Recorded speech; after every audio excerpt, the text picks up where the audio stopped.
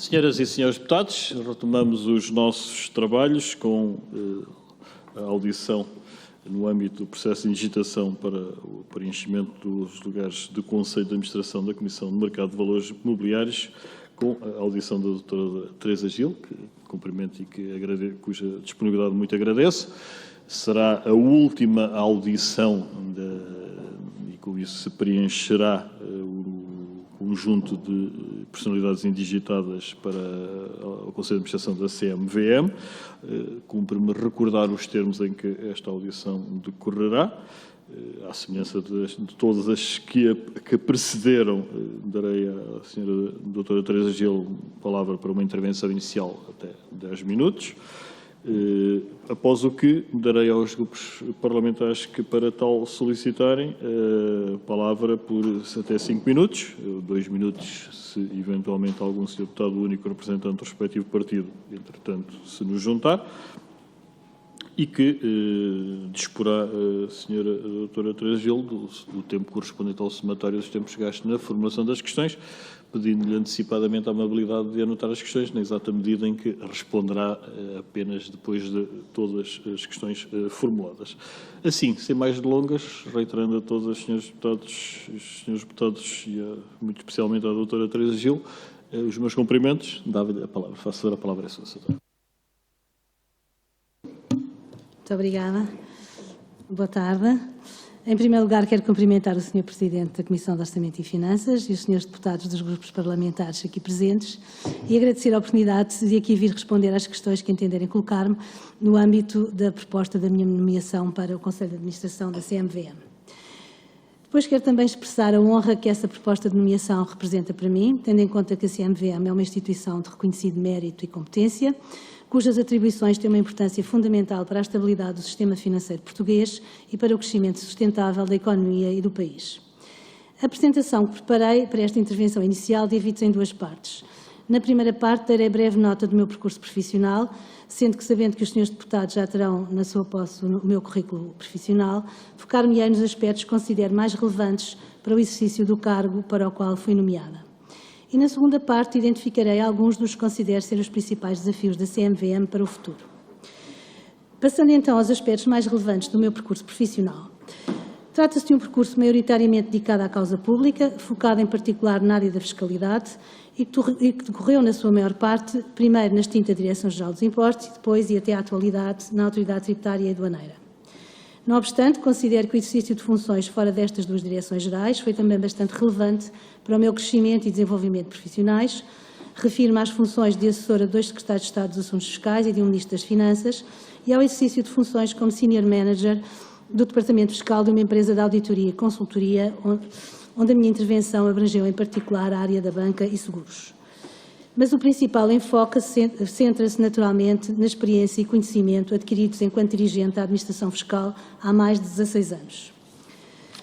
A Autoridade Tributária e Aduaneira, a organização a que tenho o maior orgulho em pertencer, tem uma missão crucial para o país e essencial para a garantia do Estado de Direito e do Estado Fiscal e do Estado Social. É uma organização de grande dimensão, com uma estrutura desconcentrada que abrange todo o território nacional e que no final de 2021 contava com cerca de 10.800 trabalhadores. Não obstante a sua dimensão, a AT tem-se mostrado uma organização flexível, com grande capacidade de adaptação à mudança, sendo uma organização de referência em termos de qualidade, eficácia e eficiência, e em que, a par com a capacitação dos seus trabalhadores, o investimento nas novas tecnologias, na crescente digitalização e inovação dos serviços disponibilizados aos contribuintes, cidadãos, empresas e agentes económicos, bem como nos procedimentos e processos internos, tem sido uma constante. O exercício de funções de dirigente na Administração Fiscal iniciou-se nas áreas de planeamento e organização, tendo sido diretora de Serviços de Planeamento e Sistemas de Informação, passando depois para a área internacional no âmbito dos impostos sobre rendimento, com o exercício do cargo de diretora de Serviços de Relações Internacionais. Desde 2010 exerço o cargo de Subdiretora-Geral da área de Gestão Tributária dos Impostos sobre Rendimento e das Relações Internacionais e, por inerência do cargo, sou membro do Conselho de Administração da AT.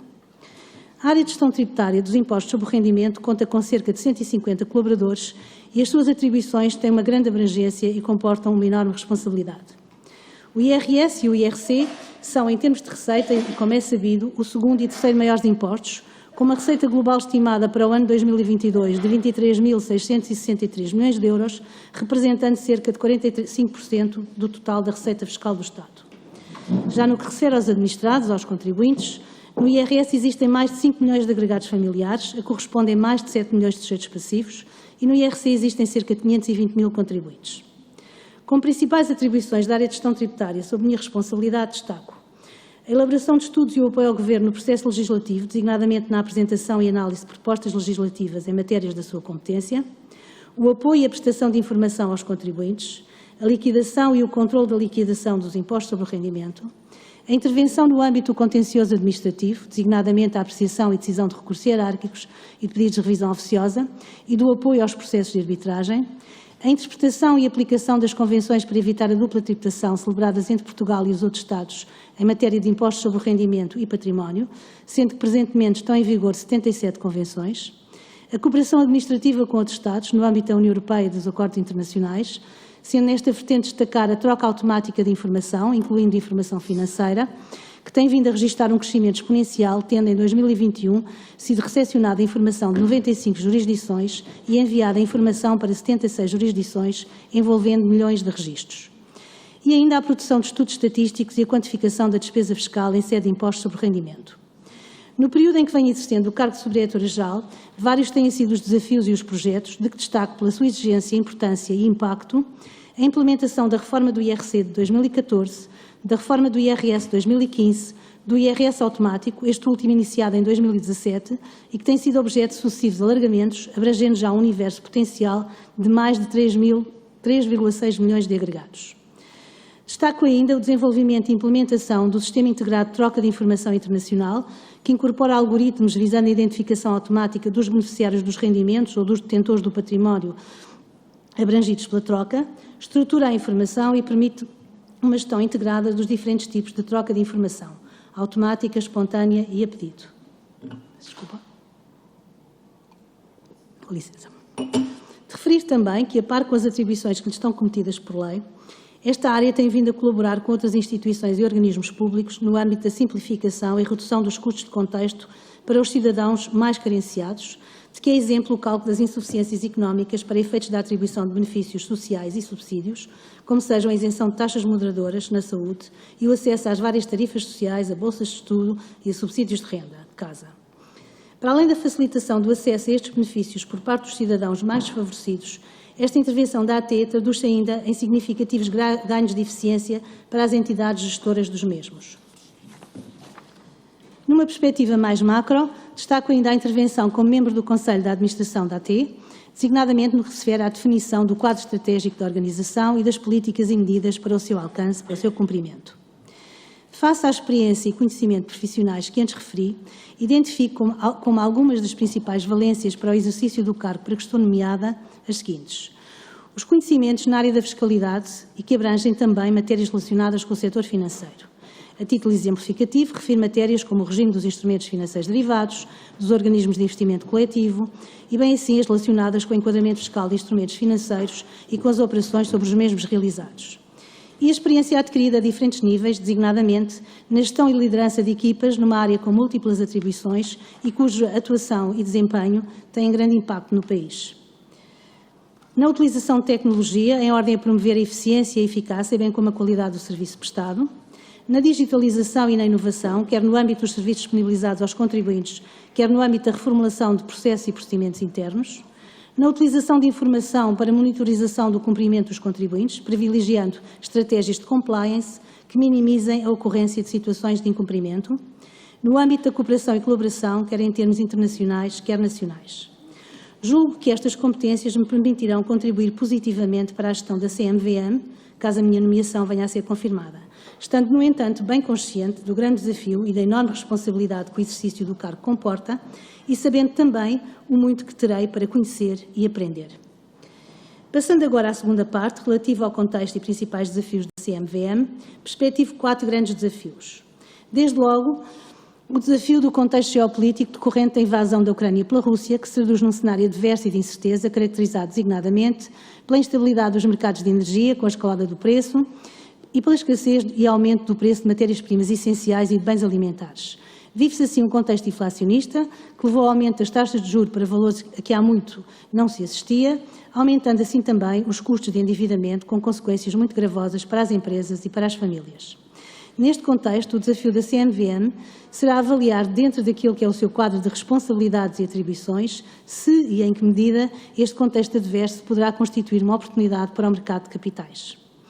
A transformação digital é outro grande desafio, sendo que considero que o mesmo deve ser abordado numa dupla perspectiva. Por um lado, a que se refere à crescente digitalização do setor financeiro e dos serviços prestados, que, representando uma oportunidade, nomeadamente pela capacidade de atração de investidores mais jovens, comporta também riscos que exigem especial atenção e acompanhamento, em ordem a garantir que as regras são cumpridas, designadamente no que se refere à completude da informação sobre os produtos e, assim, assegurar a maior proteção dos investidores. E, por outro lado, a transformação digital ao nível da própria organização, nos seus processos e procedimentos. O terceiro desafio prende-se com a sustentabilidade, com a transição para uma economia mais sustentável, sendo que neste âmbito o setor financeiro em geral e o mercado de capitais em particular assumem um papel de grande relevância. Assegurar a qualidade da informação não financeira prestada aos investidores relativamente aos fatores de sustentabilidade e riscos ambientais, sociais e de governo, fatores ESG, inerentes aos produtos, é um vetor essencial para o sucesso dessa transição, sendo que a prevenção e detecção de práticas de greenwashing deve merecer particular atenção, as quais devem ser firmemente contrariadas em ordem a assegurar credibilidade e reforço da confiança dos investidores. Finalmente, o quarto desafio prende-se com o capital humano, mais concretamente com a capacidade de atração e retenção de talento. As novas formas de organização do trabalho, potenciadas pela pandemia Covid-19, designadamente no que se refere à emergência e generalização do teletrabalho, vieram trazer novos desafios às organizações que passaram a concorrer no mercado global, no mercado mundial, quer no que se refere ao recrutamento de novos talentos, quer ao nível do talento já existente nas organizações. Neste contexto, é crítico que se identifiquem os fatores mais valorizados pelas novas gerações em matéria de oferta e ambiente de trabalho, procurando, dentro do possível, corresponder a essas aspirações. Sendo que o investimento na formação e desenvolvimento profissional, a flexibilização, a promoção de maior equilíbrio entre a vida profissional e a vida pessoal e familiar poderão constituir alguns dos fatores ancoradores e de captação do talento. Termino agradecendo a atenção que dispensaram e colocando-me agora à disposição dos senhores deputados para responder às questões que me queiram colocar. Muito obrigada. Muito obrigado, Sra.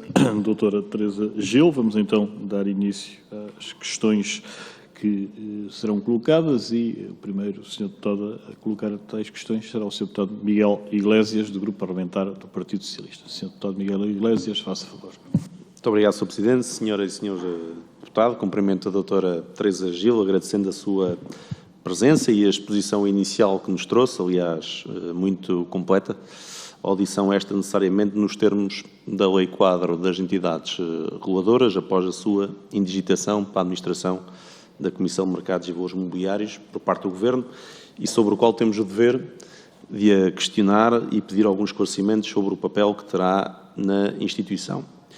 Queria, desde já, congratular a sua carreira e experiência profissional, como já explanou também na sua intervenção. Destaco apenas o facto, nos últimos 10 anos, ter exercido o cargo de Subdiretora-Geral da área dos impostos sobre rendimento e das relações internacionais e ponderância do cargo membro do Conselho de Administração da Autoridade Tributária e Aduaneira, que julgo ser de relevar. Permita-me igualmente colocar-lhe algumas questões de áreas que julgo relevantes em termos de potencial atuação da CMVM e de crescente importância no atual contexto económico e político, o risco da inflação e, sucessivamente, a ação dos bancos centrais aumentando as taxas de juros, estão certamente no topo das incertezas e potenciais vulnerabilidades, tanto para os governos, onde em grande parte estão sob pressão no tocante às suas respectivas dívidas públicas, mas também para instituições financeiras não bancárias, como seguradoras, fundos de pensão, hedge funds, mutualistas, como aliás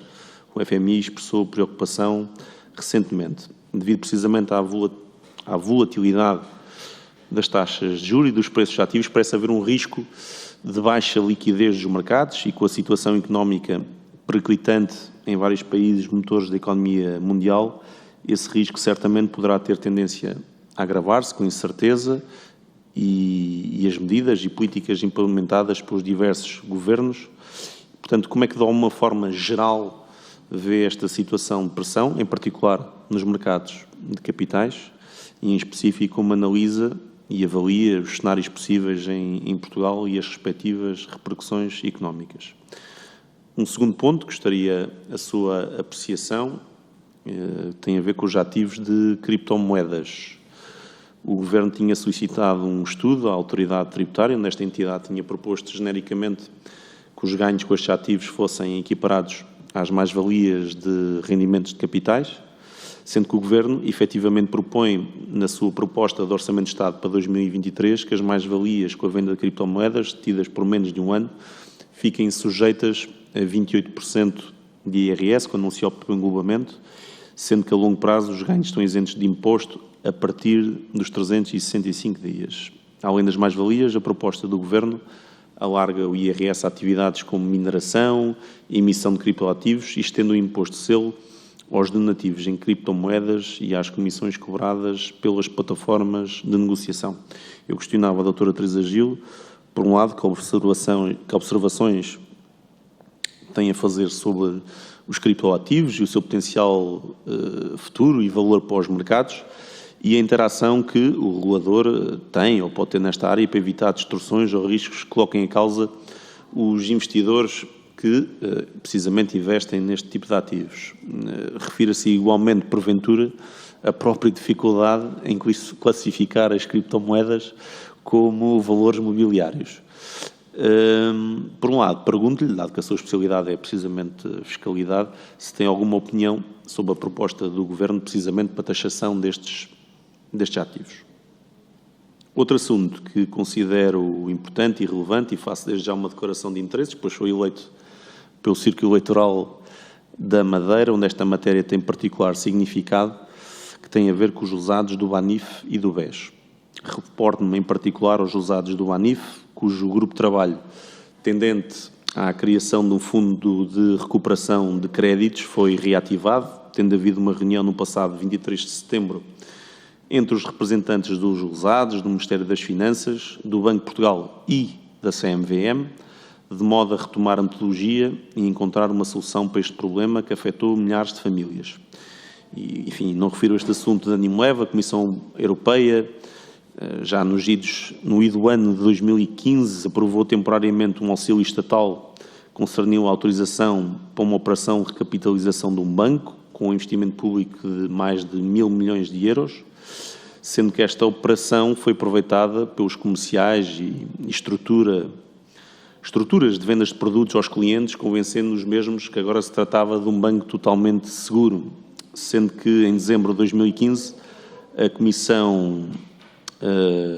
Comissão Europeia, através de publicação no Jornal Oficial da União, convidou todos os interessados a pronunciarem-se sobre o auxílio de Estado temporariamente concedido, sendo que praticamente nenhum investidor não qualificado teve conhecimento deste procedimento. Com o agravar da situação, o BANIF e as restantes empresas do seu grupo empresarial requereram insolvência e os investidores não qualificados, enquanto titulares de valores mobiliários emitidos e comercializados pelo BANIF e as restantes empresas do seu grupo, viram-se assim na situação de credores de empresas absolutamente desprovidas de ativos. A quando da aquisição dos valores mobiliários, os reclamantes nunca tiveram conhecimento dos riscos associados ao valor que o BANIF lhes vendia. Falamos de milhares de famílias de portugueses completamente enganados e que estão há anos numa situação muito complexa em termos financeiros, como é óbvio, e, portanto, dados os desenvolvimentos deste processo e do grupo de trabalho, onde a CMVM é parte integrante, pergunto-lhe se tem alguma posição sobre este assunto, o qual agradeço desde já a atenção. E, dado o tempo, fico por aqui, agradecendo em antecipação as suas respostas e, sendo confirmada a sua indigitação, também desejar-lhe antecipadamente as maiores felicidades para o cargo. Muito obrigado. Muito obrigado, Sr. Deputado Miguel Iglesias. Segue-se agora o Grupo Parlamentar do Partido Social Democrata, a Sra. Deputada Patrícia Dantas. Sra. Deputada, faça favor. Boa tarde. Cumprimento o Sr. Presidente da Comissão de Orçamento e Finanças, bem como a doutora Teresa Gil, indigitada para o cargo de vogal do Conselho de Administração do CMVM, bem como os restantes presentes. Como é do seu conhecimento, no âmbito da regulamentação existente para o funcionamento das entidades reguladoras e, neste caso específico, da CMVM, a Assembleia da República, em sede desta Comissão, deve emitir um parecer após audição. audição esta que a traz aqui. Assim, gostaria de começar por agradecer a sua presença aqui na Assembleia, no seguimento da sua indicação para vogal da CMVM, destacar o seu currículo e a apreciação muito positiva e parecer adequado da CRESAP, e agradecer igualmente a sua intervenção inicial. Posto isto, gostaria de lhe colocar algumas questões. Passar a citar o Jornal de Negócios em junho de 2021. O secretário de Estado das Finanças, Dr. João Nuno Mendes, em entrevista a esse Jornal de Negócios, a meados de 2021, rejeita a ideia de que o mercado de capitais em Portugal se desenvolve pela questão fiscal. Não podemos resumir o desafio do mercado de capitais à questão fiscal, diz ele, e admite que a componente fiscal pode fazer parte de um projeto multifacetado, mas há vertentes onde é preciso mudar. Há todo um ecossistema que é preciso dinamizar, diz, colocando a esperança nos resultados da Task Force para a dinamização do mercado de capitais. No seguimento desta citação, gostaria de ter os seus comentários sobre estas afirmações e qual a opinião sobre a intervenção da CMVM na dinamização do mercado de capitais em Portugal. Também gostaria agora de passar aqui a uma questão que até na sua intervenção inicial já foi referida, que é para o tema muito atual, que é a digitalização, uma prática que tem conquistado cada vez mais espaço no mercado, dadas as vantagens e os benefícios que oferece, e que deixou, em muitas das situações, de ser uma opção e passou a ser uma necessidade, o que acarreta também que os mercados financeiros tenham impactos significativos, desde os processos internos, como já referi, as formas e modelos de comercialização e até os modelos de pagamentos, como os criptoativos, que também já foi aqui referido pelo colega Miguel Iglesias. Neste enquadramento, gostaria de saber a sua opinião, não pela parte diagnóstica que já fez, mas essencialmente sobre o futuro da digitalização neste setor e o nível de intervenção que a CMVM deve ter nesta área. Por último, e entrando numa análise já ao seu currículo, e não obstante a opinião já citada da CRESAP, é visível que a sua experiência profissional, cargos que ocupou em funções académicas, está fundamentalmente associada a matérias fiscais, tendo inclusive, e também em matérias fiscais, passado por funções de assessoria ao Governo, como referi. Como vê o enquadramento dessas competências nas funções que poderá vir a desempenhar na CMVM? Questiono também se não teme que a sua enorme experiência e um currículo louvável nessa área, que pode ser ou não lateral à atuação da CMVM, possa a sua possível entrada nesta entidade, e que esperamos que sim, e fruto do grande escrutínio público a que estas posições em órgãos sociais de entidades públicas e reguladoras estão sujeitas, vir a ser posta em causa. Por fim, e se lhe fosse dada a possibilidade de escolha, que pelouros gostaria de assumir no Conselho de Administração da CMVM? Muito obrigada. Muito obrigado, Sra. Deputada Patrícia Dantas. Então, dava a palavra à Sra. Doutora Teresa Gil para responder. Sra. Doutora, faço a palavra a sua. Muito obrigada pelas questões. Começando pela questão dos criptoativos e do regime fiscal que está proposto, que está incluído na proposta de lei do Orçamento de Estado para 2022, como o Sr. Deputado referiu, de facto, houve um grupo de trabalho na AT, em que pessoas também, colaboradores das minhas áreas também participaram, e que portanto, propuseram um regime que também caracterizou, que basicamente, em termos de IRS, é as atividades de mineração e os serviços relacionados com a intermediação nas transações destes produtos, estão sujeitos a IRS como rendimentos empresariais e profissionais, e as transações destes criptoativos são consideradas mais-valias, ou por serem valores mobiliários e essa situação já estava prevista na lei, ou não sendo valores mobiliários, ela vai prever expressamente que passassem a ser tributados à taxa de 28%, como mais-valias, se detidos por menos de 365 dias, havendo uma exclusão de tributação, caso haja de períodos de extensão mais alargados. E também a transmissão a imposto de selo, como também referiu, basicamente o Sr. Deputado também já caracterizou o regime. Eu acho que é positiva a existência de legislação na matéria, porque até agora o que nós tínhamos era um vazio e, portanto, isso também gera incerteza nos próprios investidores e nos próprios agentes que trabalham nesta área. Por outro lado, também é evidente que estas atividades são geradoras de rendimentos e, portanto, são geradoras de capacidade contributiva e, nessa medida, acho que faz sentido que haja também a tributação. De outra maneira, isso também mina a inexistência de tributação ou destas realidades pode minar a confiança dos restantes cidadãos na justiça do sistema fiscal. E, portanto, há aqui rendimento, há capacidade tributiva. Portanto, este regime, naturalmente, houve uma proposta, essa proposta depois foi analisada pelo Governo e, portanto, e a proposta final, em termos do Governo, é a consta da proposta de lei, mas eu acho positivo que haja essa clarificação. No que diz respeito à regulamentação destas matérias, também pegando um pouco com as questões da Sra. Deputada, neste momento a CMVM, tirando as situações em que os criptoativos configuram valores mobiliários ou são derivados sobre valores mobiliários, não tem poderes de regulação nesta matéria. De qualquer forma, sei que no âmbito da União Europeia também se está a trabalhar nesta matéria, aliás, em duas vertentes, tanto quanto é do meu conhecimento, duas vertentes. Por um lado, o regulamento, o chamado MiCA, não é?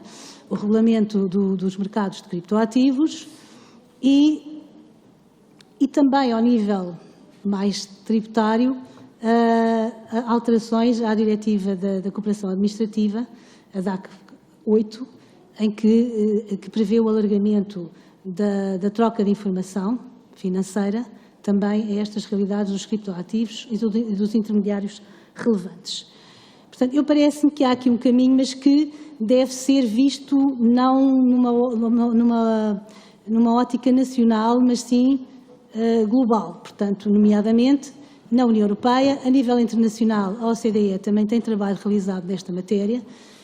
Agora, parece-me que sim, que é importante que haja mais regulação, mas regulação harmonizada, concertada, para não haver aqui também distorções e situações de concorrência desleal. Portanto, acho que é por aí, porque de facto, neste momento, a percepção que tenho é de que os Estados têm muito pouca informação sobre esta realidade e isso tem riscos, desde logo ao nível da proteção dos investidores, da integridade do mercado, da fraude e evasão fiscal, branqueamento de capitais e financiamento do terrorismo e, portanto, acho que há um caminho a percorrer, mas já há trabalho nesta matéria e, portanto, a minha expectativa é que a evolução seja positiva e, eventualmente, neste caso, o supervisor CMVM poderá, no futuro, vir a ter que assumir mais responsabilidades nesta matéria. Mas, pronto, como digo, são de concreto, está em estudo, mas os projetos já estão relativamente avançados. No que diz respeito a este contexto inflacionista, pois de facto é um contexto difícil, acho que é um desafio, como eu referi para a CMVM. O que pode fazer, devo dizer que neste momento tem alguma dificuldade, é quase que a pergunta do $1 milhão, portanto não tenho alguma dificuldade em responder-lhe essa questão, mas muitas vezes as dificuldades geram oportunidades e é nessa perspectiva que eu referi isso na minha intervenção. De facto, penso que a CMVM tem tido iniciativas até recentes no sentido de tentar que as pequenas e médias empresas também acedam mais ao mercado regulamentado. As alterações que houve ao nível do Código de Valores Mobiliários, simplificando e reduzindo alguns custos regulatórios e encargos regulatórios, pode ser um bom pronúncio para que as pequenas e médias empresas, de facto, vejam o mercado de capitais como uma alternativa ao seu financiamento. De facto, a dependência do sistema bancário é grande, os níveis de endividamento são grandes e, portanto, acho que a diversificação das fontes de financiamento é muito importante para as empresas e também para a dinamização do mercado de capitais. Depois, relativamente à questão que me colocou dos lesados do Banif, e como o Sr. Deputado disse, eu não tenho acompanhado os trabalhos, como saberá, e, portanto, acho que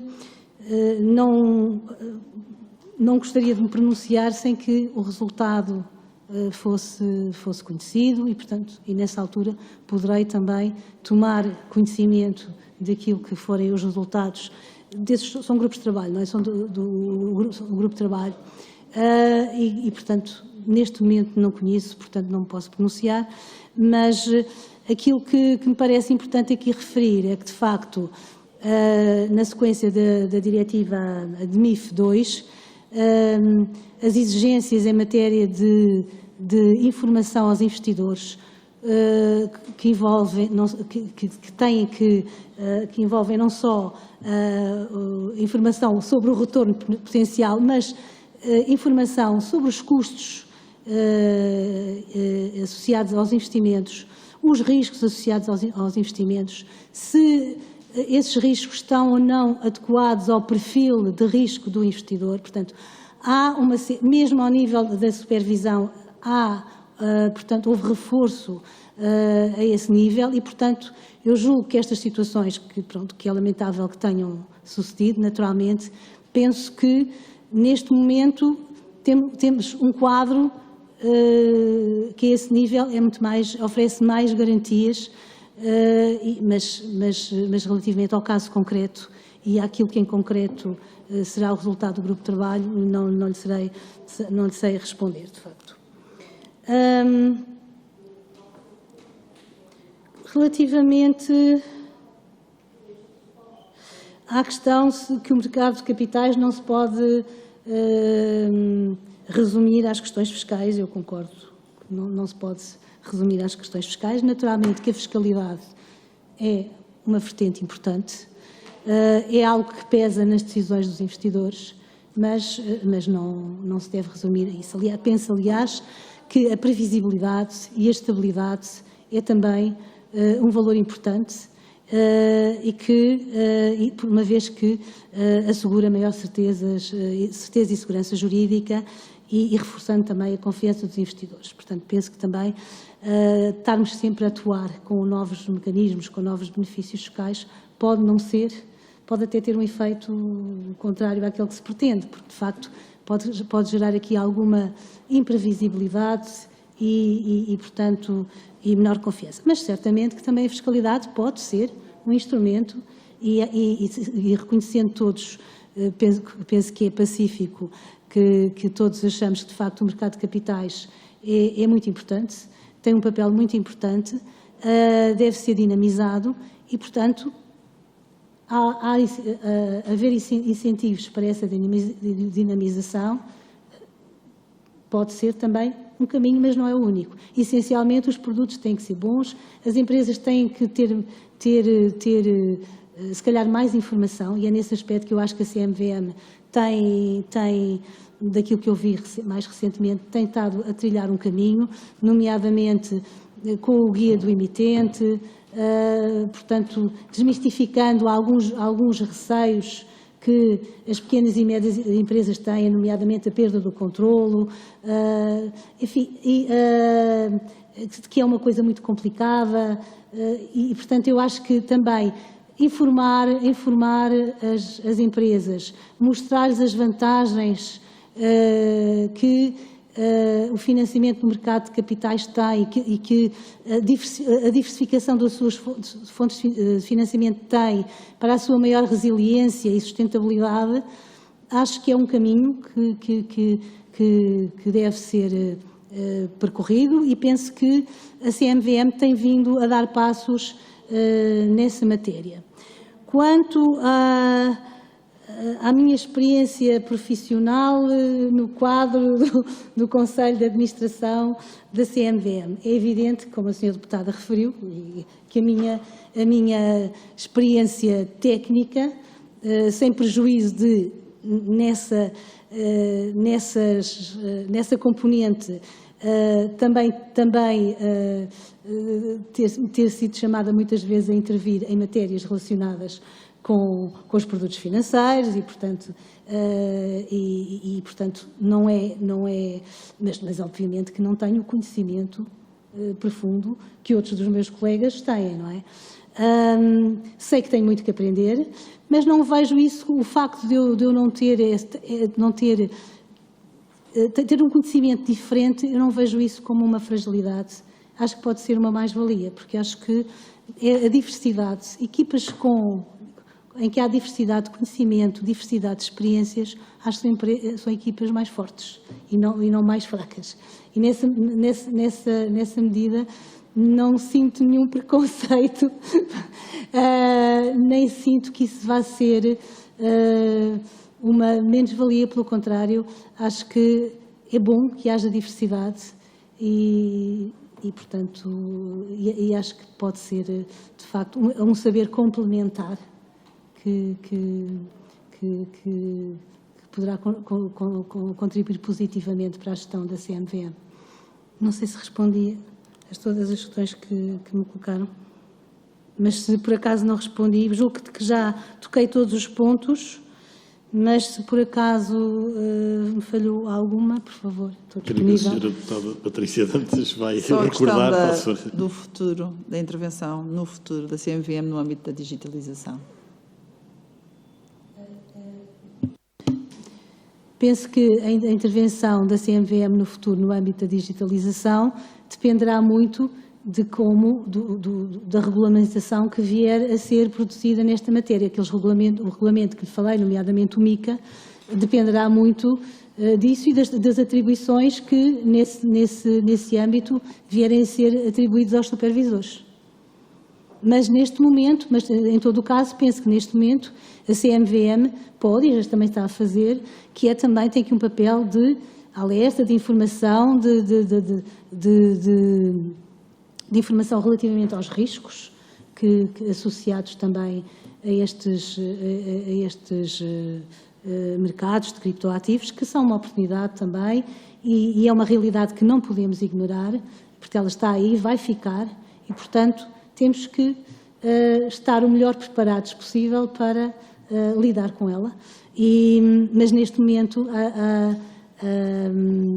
ou melhor, a atuação futura da CMVM dependerá muito daquilo que vai ser a evolução no quadro europeu e no quadro internacional nestas matérias.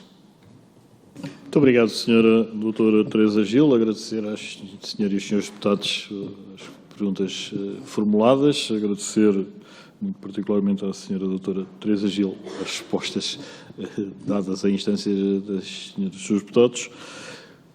Desejar-lhe, em nome da Comissão de Orçamento e Finanças, maiores felicidades pessoais e profissionais. Estamos em condições de concluir este processo razoavelmente longo de audições das diversas entidades reguladoras que iniciamos. Sra. Doutora, muito obrigado. Está encerrada esta reunião. Muito boa tarde.